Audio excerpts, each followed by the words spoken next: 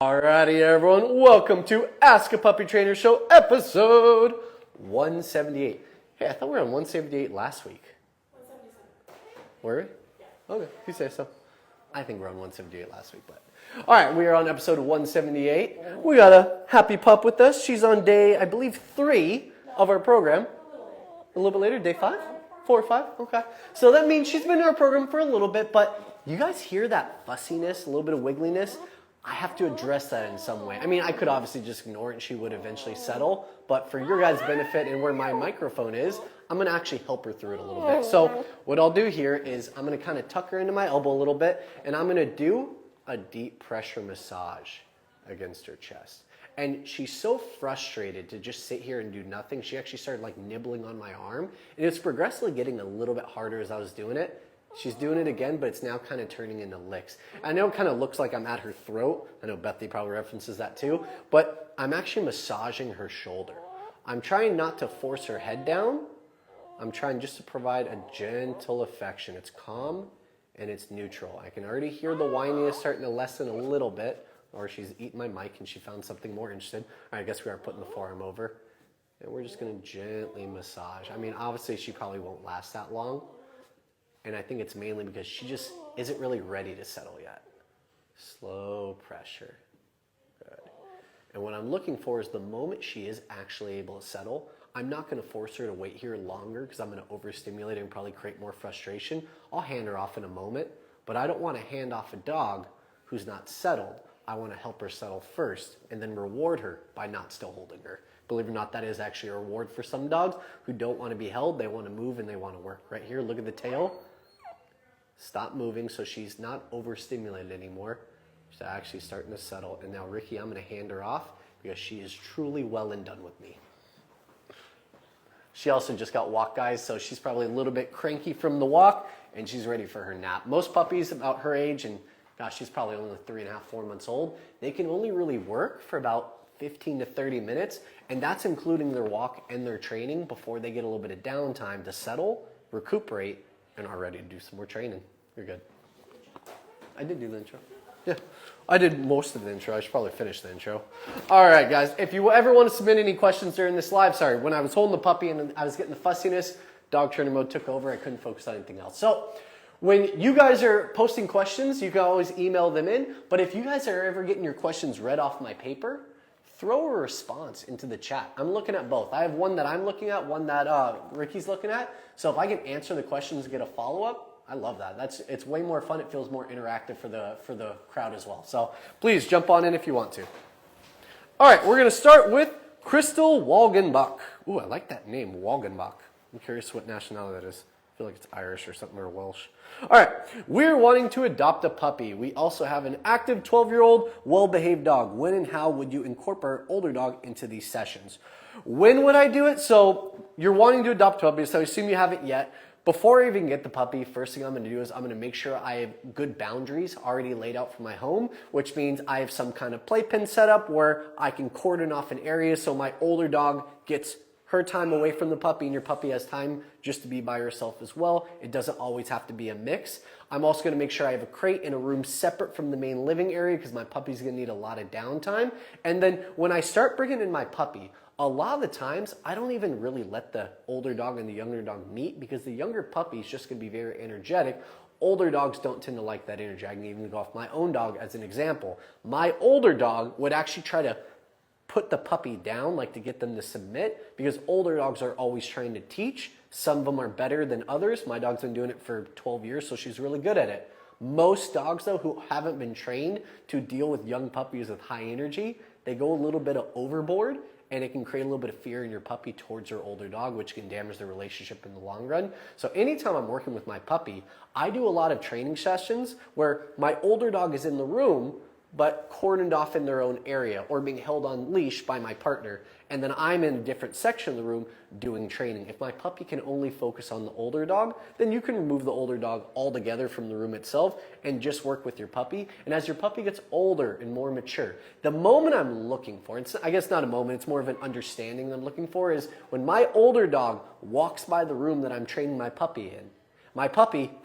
looks at my older dog, starts moving towards him, and I say, puppy, come, and they go, huh?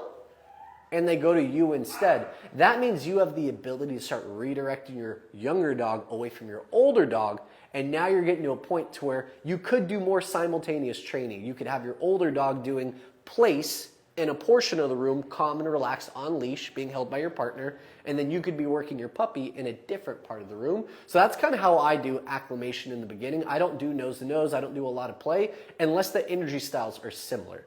I just don't know many puppies that have a neutral play style like a 12-year-old dog would. So I would say keep them separate for a degree. And when they start showing more interest, as in your older dog showing more interest in your younger dog, they can say hi through the playpen. We just don't want your puppy jumping up on the playpen, building up drive and frustration to get to your older dog, because then it can create a little bit of resentment as well. So I would say training.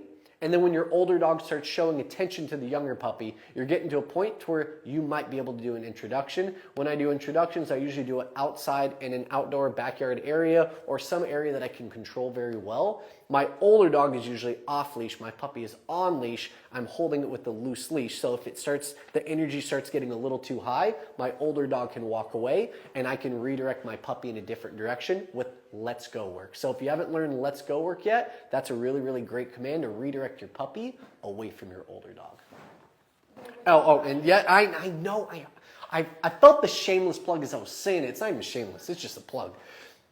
We have all of these commands that I just referenced in our online school. For a 12-week-old puppy, yeah, you're right in the time. We actually go up to about a year old in our online school. So anyone that has a dog within that range, we definitely recommend it. It goes over all the commands I just went over. Sorry, I had to catch up to that one. Do you have the chats up? Or are you reading them? Okay. Okay, cool. I think on Instagram we had one that was higher up. She sent it right as I was answering a question. Maybe not. Could be tripping. No. Okay. Maybe it was just a long name. Okay. Next one is from Lakers fan 6. Dad? No, I'm just kidding. Golden Retriever, 8 months, sometimes doesn't want to eat in the morning. What can I do to? There's a follow-up somewhere. Or there's not, it's just cut off. I'm gonna guess as the end of this sentence. Golden Retriever, 8 months, sometimes not wanting to eat in the morning. What can I do to make him want to eat in the morning? That's my guess as to how you wanted to finish it. Doesn't want to eat in the morning. What are you doing for the food? Is there a bowl of food down all the time? Is that resource something that's infinite? As in, they look in that bowl at some part of the day and there's always kibble in there. It doesn't hold value. They go to it when they want. They eat when they want to eat it. Or I have a dog who's been eating voraciously and has just magically slowed down. Or maybe they have a medium appetite and they're just kind of not wanting to eat in the morning. Train, guys. That's your meal to train with. If I had my way, every meal that you feed that 8-month-old dog, which should only be 2 a day now because 8 months, you get rid of that middle meal. You don't need it anymore. If you're still feeding it, that might be why they're not eating. And I'm going to take that breakfast and I'm going to do training with it. I'm going to do 50 repetitions of come. Dog's name, come, walk back 2 to 5 steps, good treat. I can do 50 repetitions in 5 minutes, no problem. Nighttime rolls around, I could do place pattern, place duration, place in general. I could do let's go work in my living room. You can train for all these meals. You got to up the value of these meals a little bit. If the dog always has the resource isn't valuable to them. When you train with it, and listen, don't judge me yet, let me finish. You can withhold that meal if they don't want to train for it. However, I know, Ricky, just bear with me for a second. You have to offer it. You have to try to give it to them. But you do it through training. Dog come, they don't want to come. But I'm holding their kibble right here. I'm like, okay. I wait a couple minutes. Dog come and try it again. I get them to do a couple handfuls. They do 5 or 10 comes. And then they don't want to work anymore for the kibble. Take that kibble. Throw it in a plastic bag. If it's kibble that can go bad, toss it in the fridge. That became their dinner. Dinner time rolls around. They're probably going to do at least 15 to 20 recall commands or place durations or place patterns. And then you can reward them with all that food. You're not giving one piece at a time. You're giving a handful of 4 or 5 pieces. But you're going to get to a point after a couple days. Usually it's like a day and a half, maybe 2. My dog usually goes about 4 because she's stubborn and mean. But most dogs only go about 2. They're going to start eating the food. They get hungry and they realize they have to work for the meal to get it, and that actually builds up their food drive and their work drive. So you're not withholding, you're offering it, but it's all earned food. And when they earn it, they get it. If they don't, we save for the next meal. They're obviously not hungry. We can build up the appetite. But I think with an 8-month-old dog, most people are still given a middle meal. If you are given a middle meal, eliminate that, and that's probably it. You don't have to eliminate it and split it between the 2 meals. You probably want to eliminate it and maybe just give a little bit more for the breakfast, a little bit more for night, and then look at the back of your bag and see what that says. And then honestly, off of the bag, I would even check, I think it's called Rate My Dog Food or Rate My Pet Food. And it gives you different information about all the different dog foods, whether they're super calorie dense and they tell you to feed more, or if it's calorie neutral and it's more of a maintenance diet. You need to figure out how much of that food to actually give your dog, and you need to find out if you're looking at the back of your dog food, are you on a growth puppy diet or are you on a maintenance adult dog diet? Your dog at 8 months old is already technically an adult dog maturity-wise and body-wise. You'll get a little bit more height and a little bit more girth from them, but they are pretty much done growing for the most part. And dogfoodadvisor.com is available. Dog Food Advisor, thank you. I was just making stuff up. I figured it would probably pop up if they looked up Rate My Dog Food. Yeah, I see some questions. All right. This is for TikTok from Denise. Should my puppy 11 weeks have water all day since we are doing poop training? Oh, I see what you're saying. Okay. No, they absolutely should not. I actually recommend that you go to our blog or our link in bio. Thank you. We have a master class on potty training, structure training, and just potty training in general. I would check that out. We want to get them on a schedule. We want them to be in a confined area for 11 weeks old, maybe an hour. Maybe an hour and a half you can get. I don't really know if they can crate for that long yet though. You'd have to test it out. Right when they come out of the crate, this is my spiel, I love this. Right when they come out of the crate, we're gonna take them outside for potty on leash. The leash is how you control the energy and keep them around you. You give them 2 to 3 minutes to go potty, standing like a tree in the yard. Then go left, right, forward, back, front flip, back flip. Doesn't matter. You're not moving. And after a few minutes, they might sit there and not go. That's them not understanding what they're out there for. You put them back in the crate for about 10 to 15 minutes. Young puppies, 11 weeks, maybe 5 to 10 minutes, kind of play around with it a little bit. You're gonna build up the need for them to go potty. Most of the time also puppies are just distracted outside. When you take them back out there for the second time, most of the time you are gonna get the potty from them. And then you bring them in for free time. Free time's 30 minutes to an hour, whatever time you're doing. At the end of free time, I promise you I'm getting to something here. At the end of free time, that's when you give your water bowl. If you're curious how much water to give, unless you have like a rare breed like Dalmatian, there's a couple different ones. I'd probably look up the breed you have, but you can give a half cup of water for every 30 pounds of body weight every 2 to 3 hours. Let me say that again. Half cup of water for every 30 pounds of body weight every 2 to 3 hours. That is a general statistic. That's a general number that applies to probably like 95% of dogs, but you do have Dalmatians and other breeds that do need more access to water because they have bad kidneys or bad livers, or their breed just needs more additional water. So check out your breed. I don't want to give bad information on that one. So for now, go with that. If you have a certain breed, check out your breed though too. But yeah, I would not leave water down all the time unless your vet says to. But I also wouldn't listen to your breeder if they told you to. Breeders are, they're not dog trainers, they're not vets, they're kind of right in the middle. A lot of what they do is guessing work and research. Yeah, I'm gonna leave that one there before I go too deep into that. All right, this is from NIPA, or NIPA. I'm guessing it probably stands for something. My puppy seems bored in Playpen. What to do? Nothing! I love that, boredom, yes! We need more boredom. That was fun. We need more boredom, guys. It's okay for a puppy to be bored as long as you've handled their other needs. So let's talk about a free time window, since it's kind of already just going along with this, with the cycle of a crate schedule. So a structure schedule, they're in the crate, they come out, they do their potty. If they don't, they go back in, they come out, they do their potty. They get free time when they successfully go potty.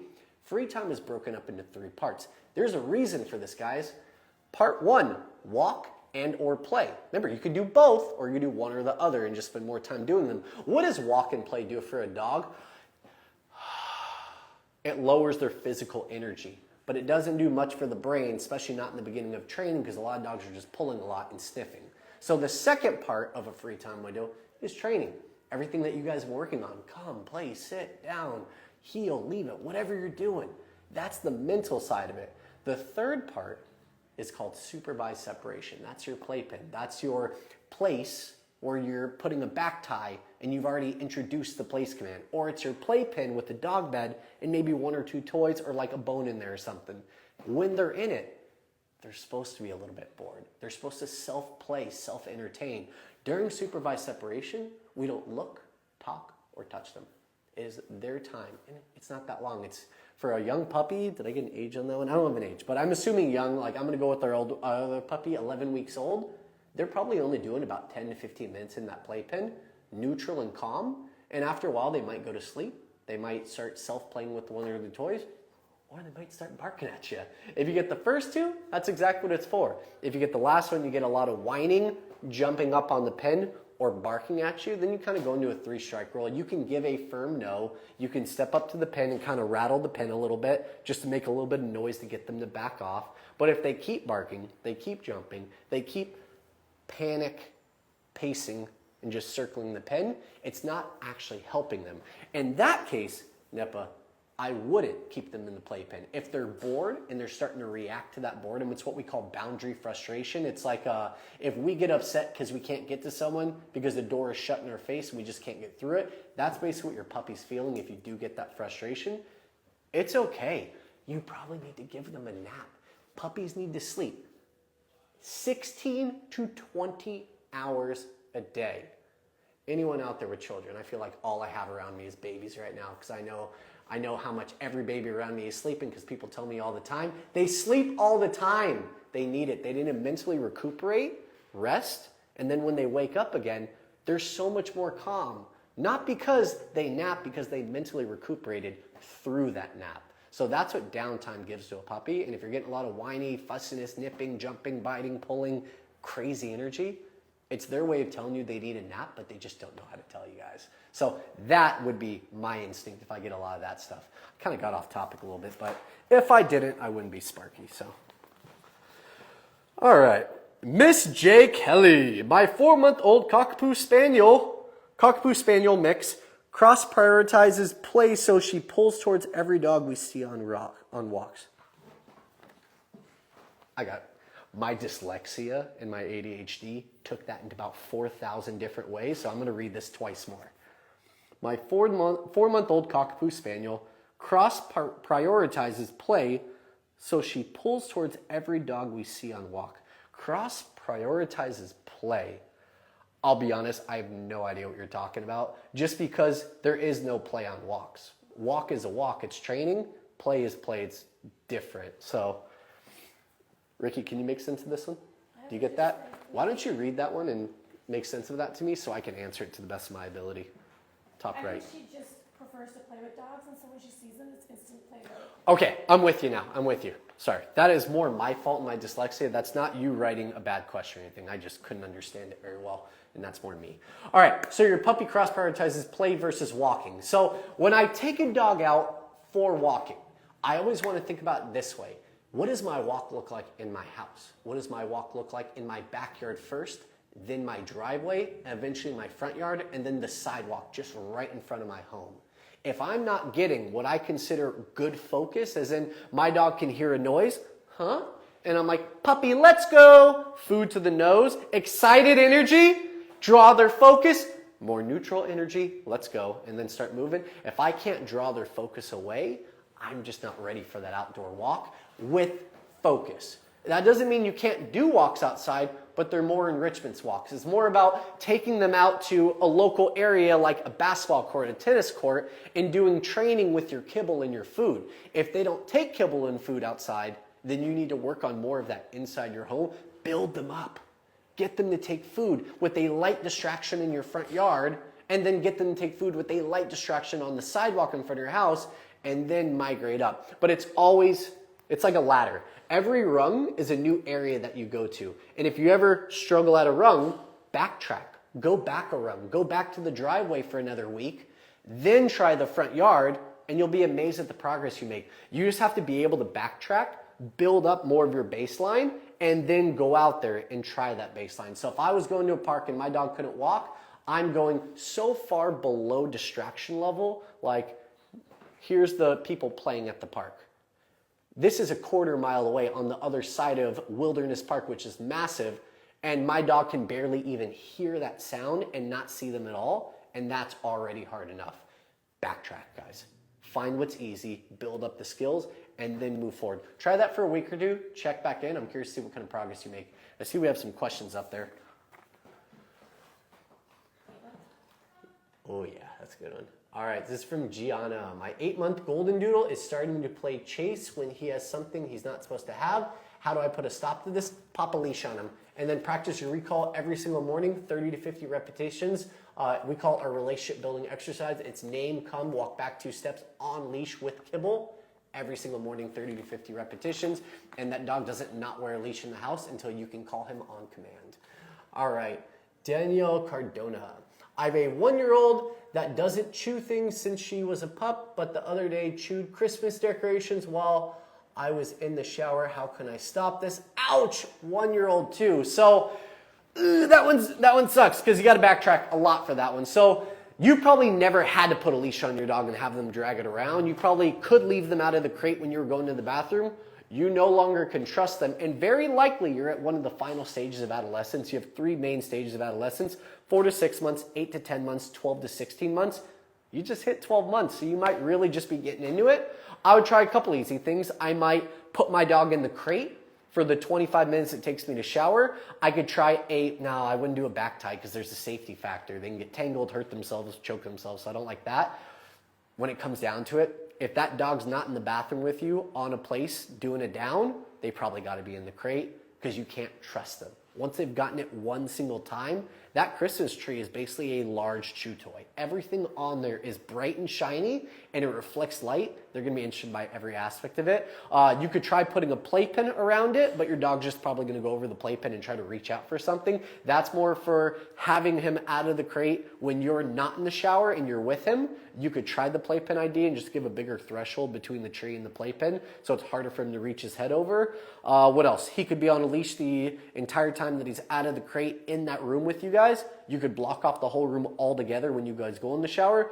If you can't tell, it's much more preventative because most dogs are smart enough to not go for it, especially a 1-year-old. They're usually smart enough to not go for it when you're not in the shower, and they're being opportunistic when you go into the shower. If I'm wrong though, and they do go for it while you're in the shower, I'd pop on a long leash, flat collar, training tool, whatever you guys are looking for, and I'd probably do no little tugs on the leash, redirection to place sit down. I'll give a break. I'll let them go near it. I'm not going to tug and correct. I'm going to recall them away, add pressure to the side of the head, side and backwards a little bit, so like a diagonal pressure to get them to turn away from it.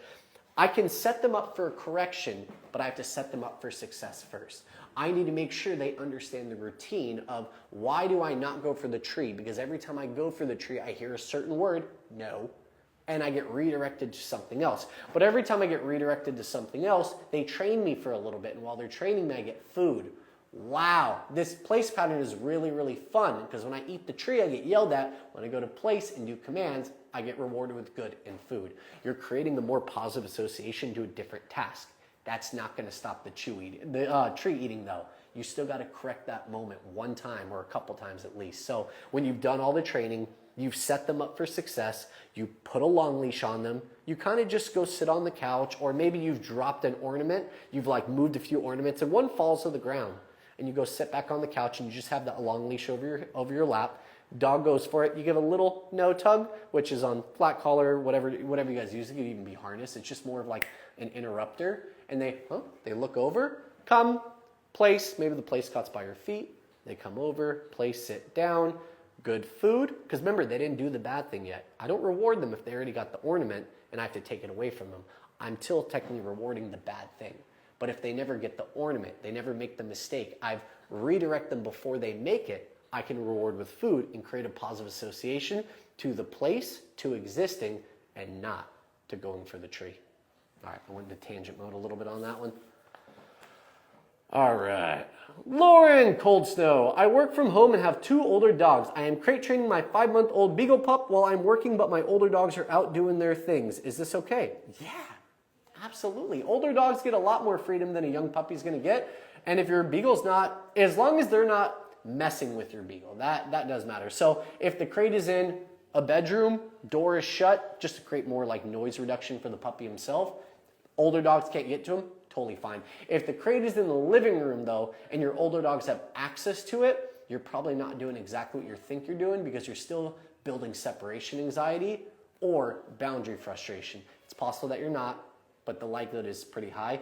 The reason being is that your Beagle isn't learning how to settle and quiet. They always have stimulation around them. They always have noises to the side, a dog walking by, so it's hard for him to hit REM sleep and truly rest and relax to recuperate. So you might just have some like ping pong back and forth of high energy moments, low energy moments. If the dogs have been around the crate more, he's gonna be higher energy when he comes back out. If they've been outside more and he's been sleeping in the crate by himself, then you'll have a little bit calmer moments when he comes back out. So I play around that way. What do I have? Any other ones? Kazu. I trained a Kazu like a year ago. Best way to teach puppy a 4-month Australian Labradoodle, definitely not my Kazu. To drop/leave it to prevent resource guarding. Last older dog passed away was a resource guarder. I'm gonna read this one more time, guys. Best way to teach puppy 4-month Australian Labradoodle, to drop/leave it to prevent resource guarding. Okay, I like that. I actually like where your brain's going, because that's good. You saw an issue with an older dog and you want to improve with your newer dog. Okay, you need to teach a really good drop it. Personally, if I have a lot of drive towards like marrow bones or bully sticks or anything actually made from animal product, like a bone, a joint, a knuckle bone, any of that stuff, I wouldn't give any of it, especially if you're trying to prevent reactivity. A lot of dogs develop it because it's a primal source of food that they want really badly. I do like Venom bones, Nyla bones, some chew toys, and I'm teaching that solid drop, which means that I don't ever in the beginning just give a toy to my dog. There are no free toys out right now because I'm really interested in creating a solid drop. So the toys hold a lot of value. You know why they hold value? Because we're the ones holding them. Toys are way more interactive when we're using them. So I have my toy, I tell my dog, break. Break is our release word. It's like other trainers like the word okay, we use break. I say break and I give the toy and I move it around a little bit. I'm creating interest. Because remember, what is this toy? It's a dead animal or it's a squirrel that they're trying to kill. Your dog is a predator. It's what they do. They're primal creatures. So we need to make the toy more interesting.